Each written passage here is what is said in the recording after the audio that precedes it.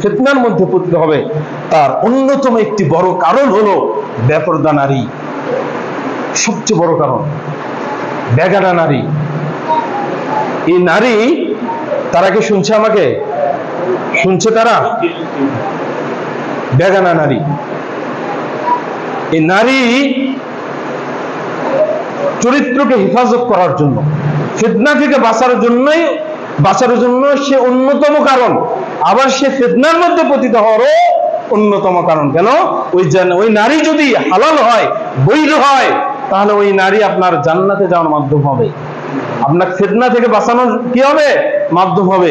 ওই নারী যদি বেপরদা হয়, বেগানা হয়, ওই নারী যদি অশ্লীল হয়, ওই নারী যদি নোংরা হয়, পিট দেখে মানুষকে চলে, এই ধরনের যদি নারী হয়, ওই নারী আপনাকে জাহান্নামে নিয়ে যাওয়ার কারণ হবে, ওই নারী আপনাকে ফিতনায় পতিত হওয়ার কারণ হবে। সম্মানিত উপস্থিতি, নারী, আল্লাহ রাসূল সাল্লাল্লাহু আলাইহি ওয়াসাল্লাম বলছেন যে সহিহ বুখারী মুসলিমের হাদিস, যে মা তারাক্তু বা'দি ফিতনাতান আযররা আলা রিজালি মিনান নিসা, যে আমি আমার মৃত্যুর পরে এমন কোন ফিতনা রেখে যাইনি যা পুরুষদের জন্য অধিক ক্ষতির কারণ হবে। আযররা ইসমে তাফদীলের থেকে ব্যবহার করা হয়েছে, যে অধিক বিপর্যয়ের কারণ হবে এই নারীদের চেয়ে। আল্লাহ রাসূল মারা গেছেন, এমন কোন ফিতনা রেখে যাননি পুরুষের জন্য যা পুরুষকে পথভ্রষ্ট করতে পারে এই নারীদের চেয়ে। মানে এই নারী পুরুষ সমাজের জন্য, বললাম না, যদি বৈধ হয় তাহলে জান্নাত যাওয়ার মাধ্যম, ফিতনা থেকে বাঁচার মাধ্যম।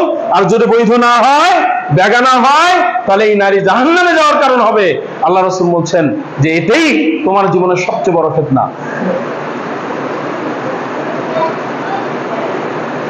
তারা তো বলে যে হুজুর অনেক আলোচনা করে, কিন্তু কখনো আমাদের সম্পর্কে বললো না।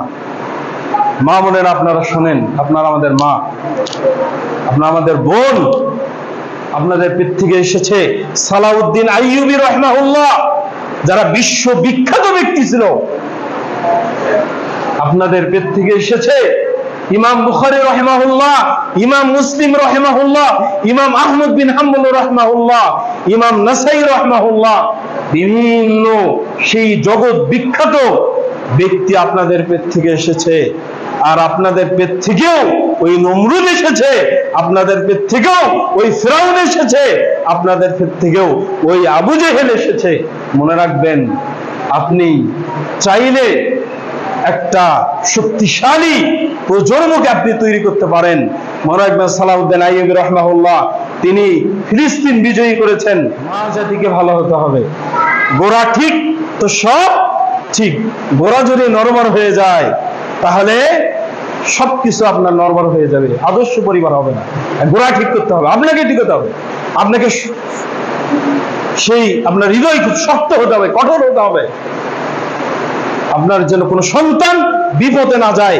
এই জন্য আপনাকে ছোটবেলা থেকেই আপনাকে শাসন করতে হবে, আপনাকে জোরালো থাকতে হবে, পরিবারে দারোয়ানের মতো থাকতে হবে। সম্মানিত উপস্থিতি, আল্লাহ রাসূল বলেন সবচেয়ে বড় ফিতনা এই নারী।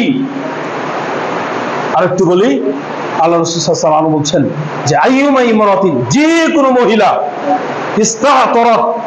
ইস্তাতরাত সুগন্ধি মাখে, যে কোনো ধরনের মহিলা সুগন্ধি মাখে,